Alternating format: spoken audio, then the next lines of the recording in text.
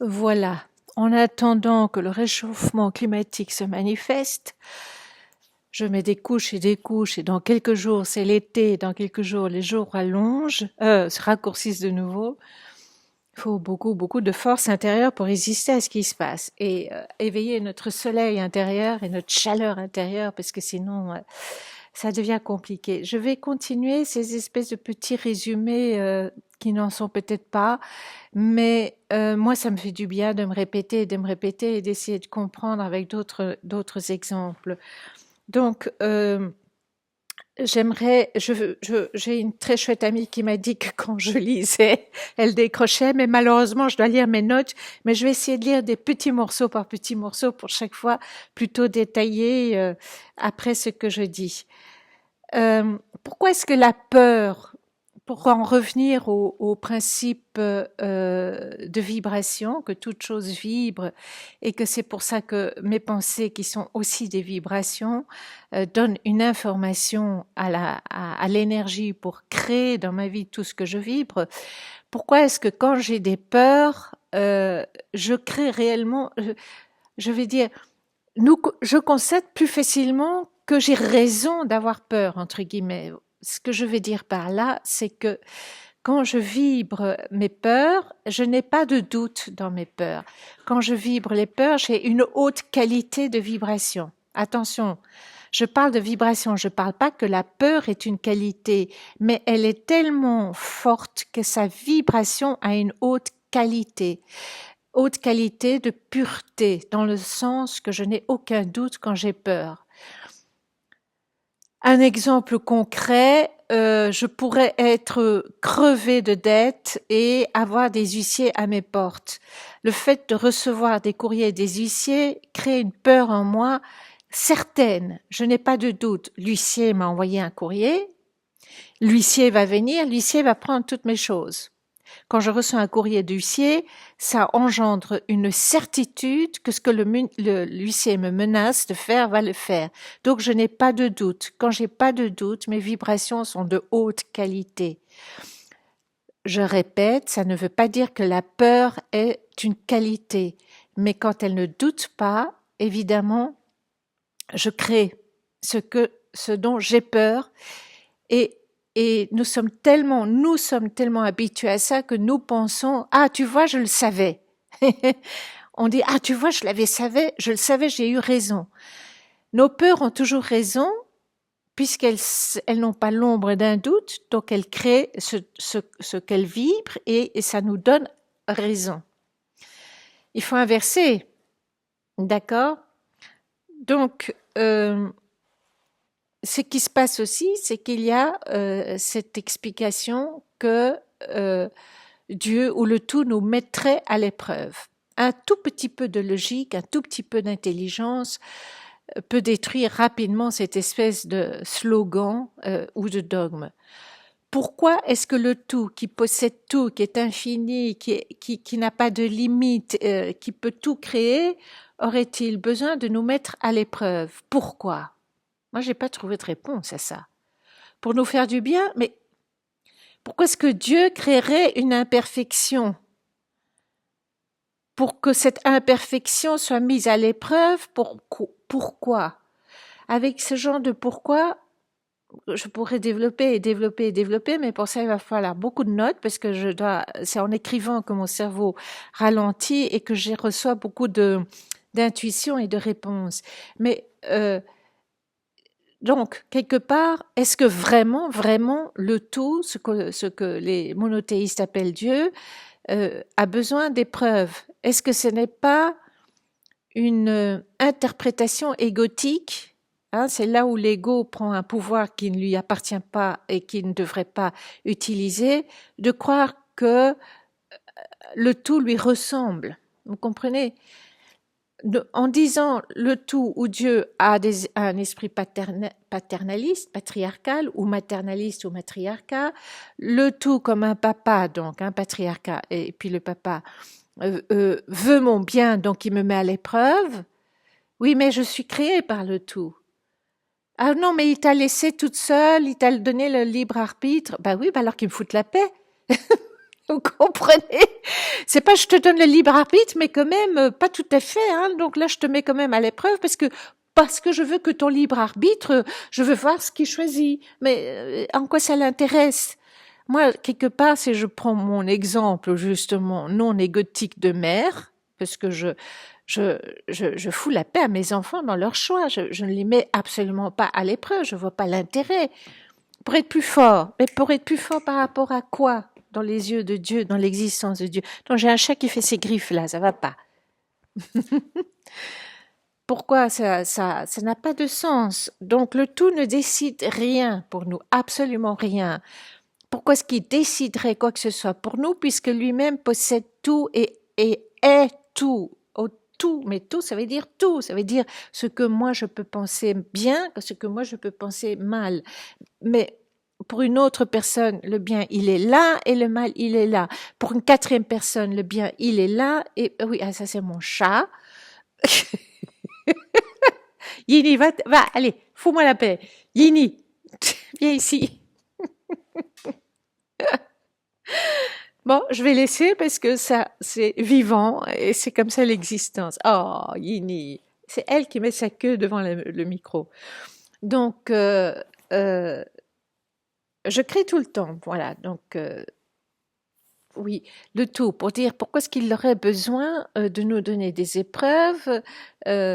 Pourquoi? Parce qu'il s'emmerde tellement en étant le tout et que ça l'amuse de voir sa création dans des difficultés, dans des épreuves pour prouver quoi? Pour prouver quoi?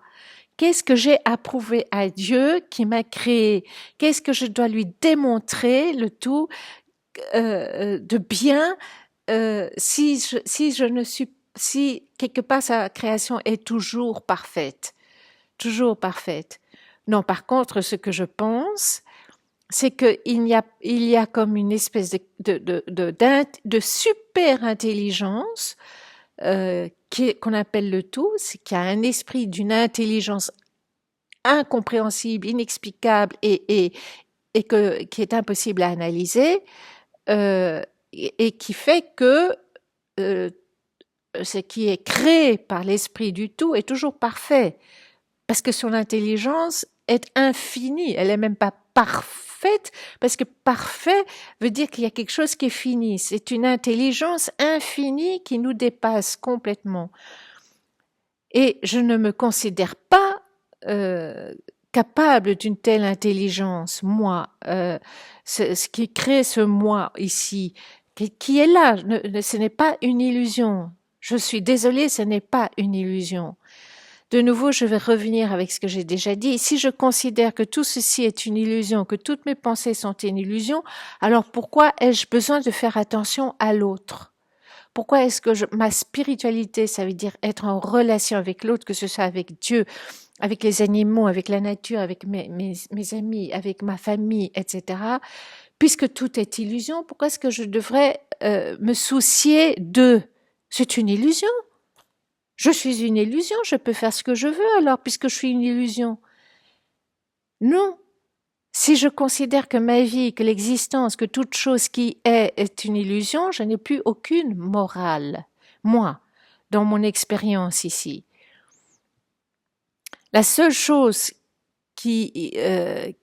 c'est-à-dire que je suis donc, comme je l'ai expliqué dans d'autres vidéos de long en large, en totale fusion avec le tout. S'il vous plaît, écoutez mes vidéos précédentes, parce que sinon je me répète de vidéo en vidéo.